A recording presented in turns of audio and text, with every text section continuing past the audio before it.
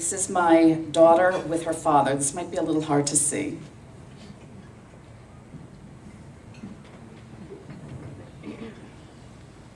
These are the people that you're helping. My story really started about 2 years ago. We've had a long road. First, I was diagnosed with tumors in my spine. Right after that, my mother became extremely ill, and we were told she was not going to make it out of the hospital. And for 5 months, I was running back and forth trying to help her out. Finally, she came out of the hospital. We were all relieved. Prior to this, I was a corporate financial analyst, decided to make a change, was going for my master's in education. I was ready to take my praxis exams, so I said, okay, now I can focus on that. And right after that, my father ended up in the hospital, 2 open heart surgeries, and he had a stroke. 2 weeks after that, my husband went to work on a Monday morning, August 4th of last year, and I received a phone call that night that he was in the hospital and I should just come. You know, he was awake, alert, but a little disoriented. When I got to the hospital, they told me that he had a horrific cerebral hemorrhage and that he was probably not going to leave the hospital. Our lives changed on a dime. And for the next 3 months, my husband was in hospitals. We almost lost him 4 times. Rehab was crazy, and it really impacted my family. I was not working, I was going to school. And so I thought, well, I need to get to work. And I was informed, quite bluntly, that I could not go back to work because my husband would need 24-hour care for about a year. He was totally paralyzed on one side. I was told he was never going to walk again. He may not talk again. He was in a coma for quite a while. So I could not go back to work. And we struggled because I was going to lose my house.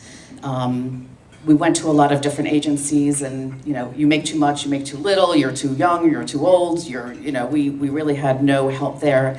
And I have no family in the area, so it was all on me. My husband finally came home at the end of October. They sort of get him up on his feet and then they hand him to you with all his medical issues, and it was just me. And that was really difficult. Everybody was rejoicing and saying how wonderful he's home. This is so great for you. You must be so ecstatic.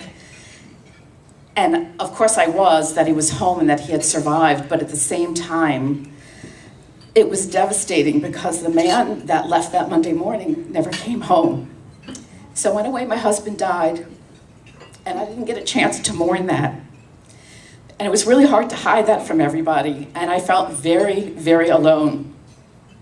My daughter was devastated. Her dad was basically gone. He did not remember us.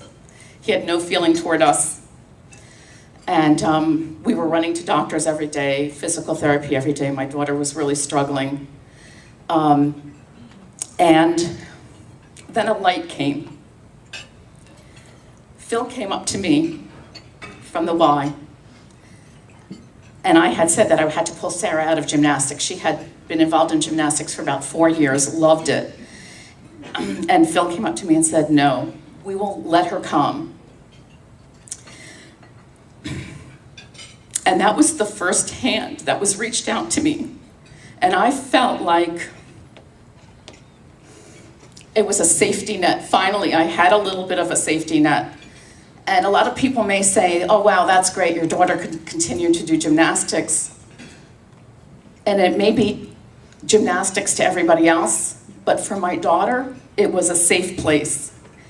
It was a way for her to get away from all the stress, from seeing her mom cry, to be with her friends, and just be part of something that wasn't devastating. She had almost lost her grandmother, her grandfather, and her father all in a period of about 4 months.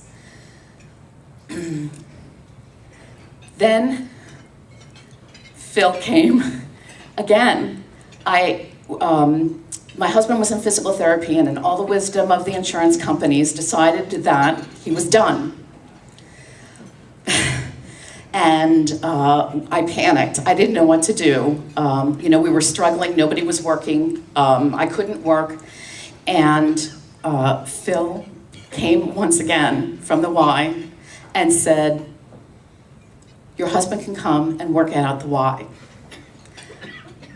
Again, that was just not working out at the gym. That was saving his life, because he was not going to get any better without that rehab. And there was no way we could do it without that help.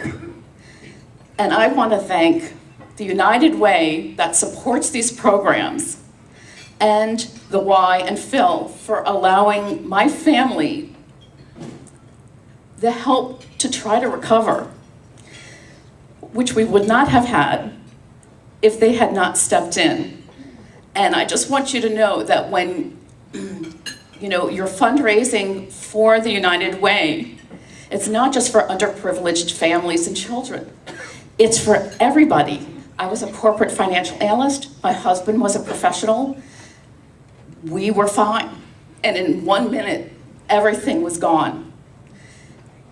And to have somebody reach out the way, Phil, that you did, and the way the United Way did, is a blessing I will never forget. And I just want you to know how important it is what you do, because you really are saving a family. And I am back on course. I'm going to be student teaching in the spring. I'm hoping to sub this fall.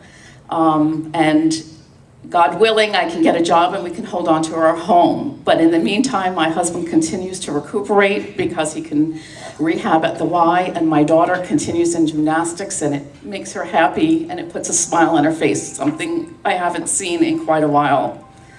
So when you go out and reach out to people, just remember, you know, that it really is about saving families. And I want to thank you all from the bottom of my heart for what you do. Thank you.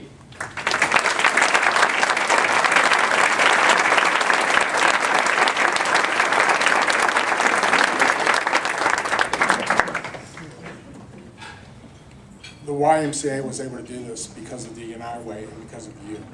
I had a little speech prepared, but something like this, I could not have done it without you all. And so we touch lives, and a lot of people think that the Y is a place to just come work out. But it's lives like this that we impact, and it's through people like you that help the United Way, that help us touch these lives. So thank you very much. I appreciate it. Thank you, Phil.